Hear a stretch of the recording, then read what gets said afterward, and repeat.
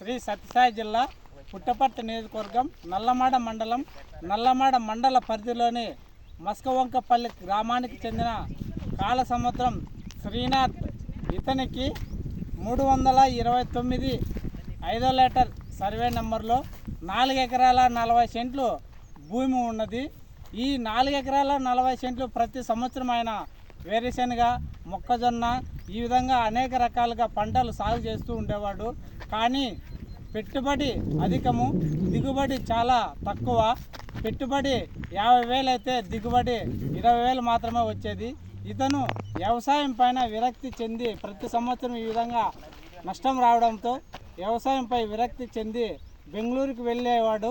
ఇతనికి రెడ్స్ సంస్థ వారు ఇతన్ని గుర్తించి మేము మీకు ఆగ్రో ఫారెస్ట్రీ ద్వారా చెట్రీస్ మొక్కలు ఇస్తాము, మీరు నాటుకోండి అని తెలియజేయడం జరిగింది. ఆయన చెప్పిన వెంటనే ఆయన స్పందించి వెంటనే ఈ 4 ఎకరాలను సాగు చేసుకొని ఆగ్రో ఫారెస్ట్రీ చెట్రీస్ మొక్కలను తీసుకొని రెడ్ సంస్థ వారు ఏ విధంగా చెప్పినారో అదేవిధంగా ఈ మొక్కలు నాటుకోవడం జరిగింది. ఇట్లా వెడల్పు 24 అడుగులు, ఇట్లా జంపు 12 అడుగులకు ఒకటి చెప్పున ఇట్లా మామిడి తర్వాత జామ, మామిడి తర్వాత జామ, ఈ విధంగా మామిడికి మధ్యలో జామ అంజూరా పెట్టుకోవడం జరిగింది. చాలా సంతోషకరమైన విషయము.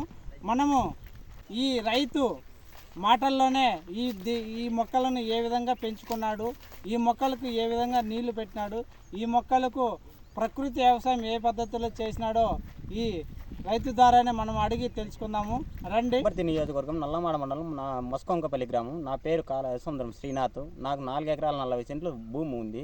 వ్యవసాయం చేసి నష్టాలలో బాటలో పట్టి వలస బెంగళూరు వెళ్ళిపోదామనే సంవత్సరంలో రెడ్సో సంస్థ శారదాక గారు ఇంకొందరు వచ్చి నాకు కొన్ని సలహాలు ఇచ్చినారు. చూద్దాం లాస్ట్ పంట అని. ఒక 2-3 లక్షల దాకా అప్పుల్లో ఉన్నాను.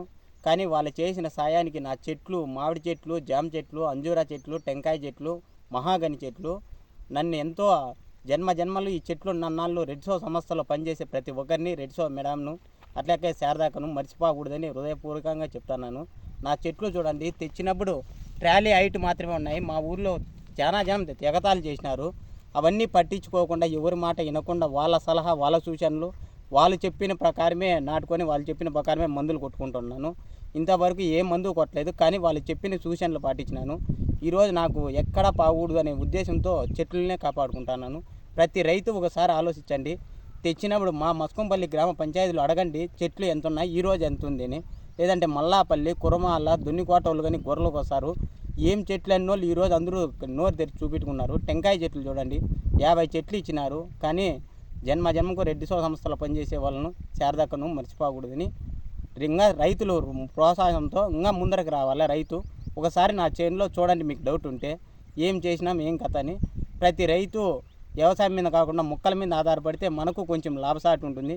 కానీ ఏమి ఆశించకుండా రెడ్సో సంస్థ వారు మన దగ్గర ఏం ఆశించకుండా మనకు కొన్ని ప్రకృతి సేద్యాల గురించి చెప్తున్నారు. బెంగళూరు, హైదరాబాదు అక్కడ కానీ పిలుచుకొని పోతున్నారు. వాళ్ళే మొత్తం ఖర్చు అంతా భరించుకునేది. రెడ్సో సంస్థ మీకు తెలిసే ఉంది. ప్రతి ఒక్క రైతు రెడ్సో సంస్థలో పనిచేసే వాళ్ళను గౌరవిద్దాం, సంతోషిద్దాం. రెడ్స్కు రైతులకున్న అనుబంధం గమనించండి. శ్రీనాథ్ నాటిన మోడల్ను చూసి రెడ్స్ డైరెక్టర్ భానుజ మేడం చాలా సంతోషించారు. ఆగ్రో ఫారెస్ట్రీ వారు ఇచ్చిన చెట్రీస్ మొక్కలు నాటుకున్న విధానాన్ని రైతులకు ఆమె తెలియజేశారు. వెంటనే రైతులు సంతోషించారు. ఉచితంగా మొక్కలు ఇచ్చిన రెడ్స్ డైరెక్టర్ భానుజ మేడం గారికి రైతులందరూ సంయుక్తంతో సన్మానించారు. అదేవిధంగా రెడ్స్ డైరెక్టర్ భానుజ మేడం గారు కూడా రెడ్స్ సిబ్బంది ఇచ్చిన సూచనలు, సలహాలు పాటిస్తూ చెట్రీస్ మొక్కలను సంరక్షించుకుంటున్న శ్రీనాథ్కు శాలువా కప్పి పూలదండలు వేసి సన్మానించి అభినందించారు.